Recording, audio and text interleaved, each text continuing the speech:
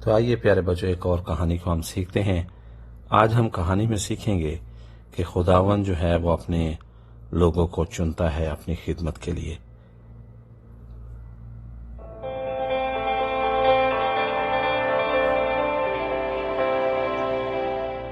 جیسا کہ ہم نے پہلے بھی پڑھا اور سیکھا کہ بنی اسرائیلی جو تھے وہ بیابان میں ایک جگہ سے دوسری جگہ پھرتے تھے، اور پھر ہم دیکھتے ہیں کہ وہ تیسرے مہینے وہ کوہ حسینہ کے قریب انہوں نے ایک خیمہ لگایا اور وہاں پر وہ رکے، اور موسیٰ جو تھا وہ پہاڑ پر خدا ان کے پاس گیا،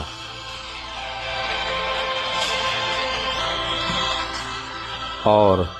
خداوند نے اسے حکم دیا کہ لوگوں سے کہو کہ تم نے دیکھا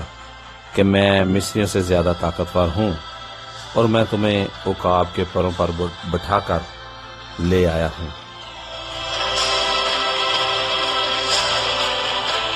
اور خداوند نے کہا کہ اگر تم میرے حکموں کو مانو تو تم تمام قوموں سے زیادہ میرے قریب ہوگے، اور ان کو یہاں تک کہہ دیا کہ تم کہنوں کی قوم ہوگے جو میری خدمت کے لیے تیار رہتے ہیں، تم ایک چنی ہوئی مقدس قوم بن جاؤ گے۔ تو بچوں، ہم دیکھتے ہیں کہ جب موسیٰ نے پہاڑ سے اتر کر لوگوں کو خدا کے حکم کے متعلق بتایا تو سب جو تھے مل کر انہوں نے زور سے چلائے اور یہ بات کہی، ہاں ہاں، ہم خداوند کا ہر حکم ماننے کو تیار ہیں، جیسے خدا چاہتا ہے ہم ویسے ہی زندگی بسر کریں گے۔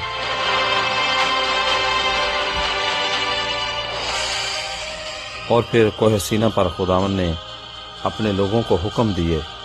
جو تمام زمانوں اور تمام قوم کے لیے ہیں، کیونکہ جو خدا سے وفادار رہتا ہے وہ جان لیتا ہے کہ خدا اس سے وفادار ہے۔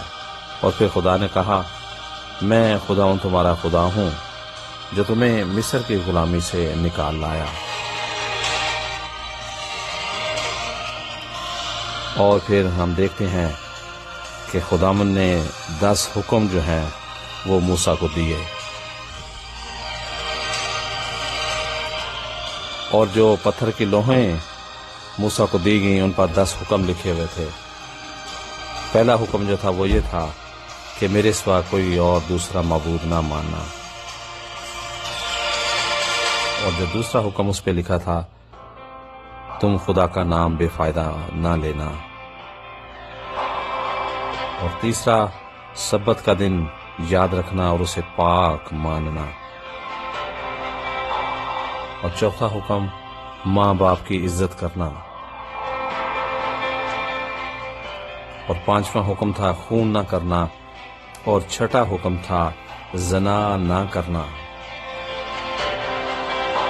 اور جو 7واں حکم دیا گیا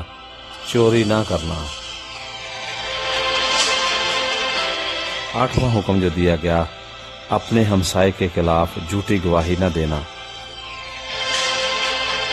اور 9واں حکم اپنے ہمسائے کی بیوی کا لالچ نہ کرنا، اور 10واں اور آخری حکم جو اس کے اوپر لکھا ہوا تھا کہ اپنے ہمسائے کے مال کا لالچ نہ کرنا۔ یہ وہ 10 حکم تھے جو خداوند نے موسیٰ کو پتھر کی 2 تختیاں دیں۔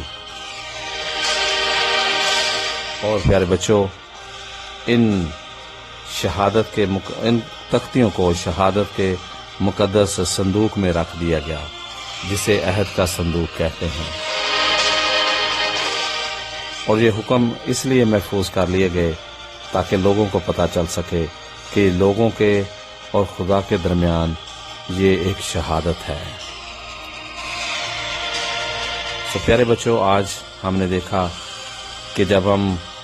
خداوند کے ساتھ وفادار رہتے ہیں تو خداوند بھی ہمارے ساتھ وفادار رہتے ہیں، اور میں امید کرتا ہوں کہ یہ جو 10 حکم خداوند نے دیے ہیں